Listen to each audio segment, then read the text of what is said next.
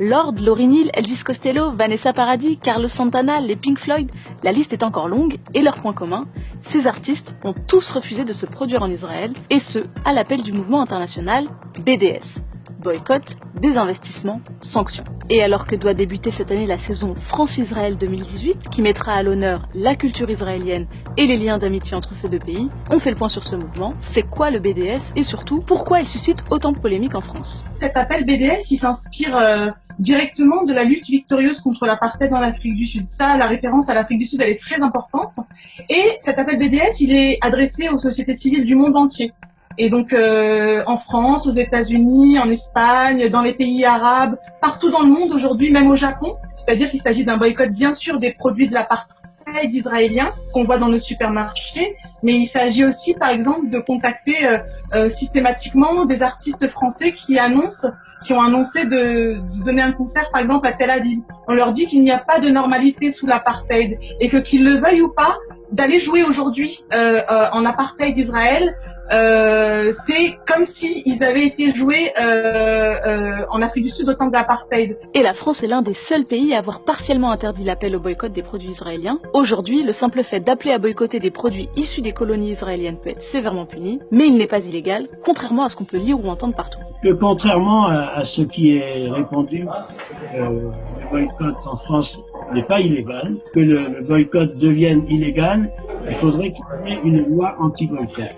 Or, non seulement cette loi n'existe pas, mais si cette loi a été proposée, il y a de bonnes chances qu'elle soit retoquée par le Conseil d'État parce que ce serait une loi discriminatoire. La France n'a donc pas légiféré puisqu'il n'existe pas de loi spécifique à l'interdiction du boycott, mais certains tribunaux ont condamné des militants qui appelaient au boycott de produits israéliens, ce qui a créé une jurisprudence, et ce qui est pour certains un vrai recul démocratique et une atteinte à la liberté d'expression. Au regard des arrêts qui ont été rendus par la Cour de cassation en octobre 2015, l'appel au boycott des produits israéliens est susceptible d'être considéré comme un appel à la discrimination nationale et donc un délit. Donc c'est précisément ce que les requérants qui ont saisi la Cour européenne des droits de l'homme contestent en expliquant que justement il y a un droit historique, politique, légitime à appeler au boycott des produits. Ça peut être les produits israéliens, mais ça peut être aussi les produits chinois, les produits saoudiens, à cause du sort réservé aux femmes en Arabie Saoudite, etc.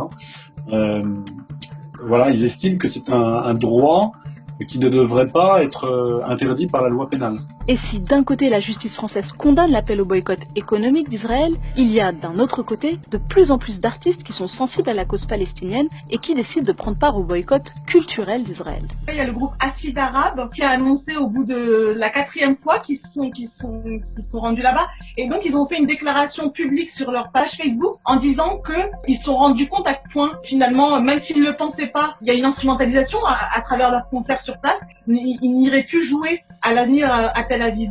Alors il y a eu Titi Robin qui est un artiste qui est plutôt qui est belge je crois, mais qui est francophone, qui avait annoncé aussi sur sa page Facebook toujours qu'il irait plus jouer là-bas. Et sinon bien sûr c'est surtout au niveau international qu'il y a des stars qui se sont exprimées, je pense à Roger Waters des Pink Floyd ou à d'autres, ou à Ken Loach qu'on apprécie beaucoup, qui a fait plusieurs déclarations dans ce sens-là. Voilà, on espère beaucoup et on désespère pas d'avoir un jour un artiste français qui ait le courage de rejoindre la campagne BDS. Mais alors certains diront, oui, il faut lutter pour le droit des peuples palestiniens, mais non, la culture c'est universel, c'est neutre, c'est fait pour rassembler les peuples. Ce n'est pas faux, mais c'est un petit peu plus subtil que ça. Alors pourquoi c'est si important que des artistes se positionnent très clairement sur ce conflit? Parce que ça contribue à faire la vérité sur ce qu'est l'État d'Israël, à démasquer sa politique, à démasquer le fait qu'Israël se sert de la culture pour avoir l'air d'être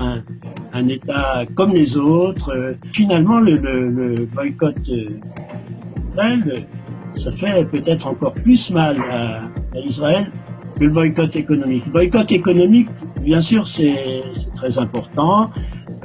Ça finit par porter ses fruits.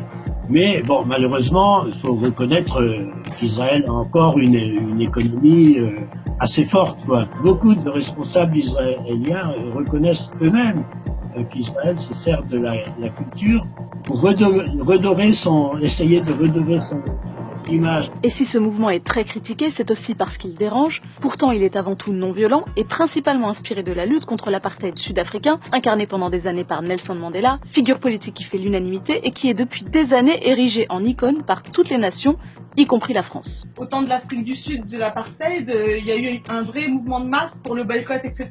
Et donc, ce que nous, on constate, en fait, c'est qu'il y a une exception.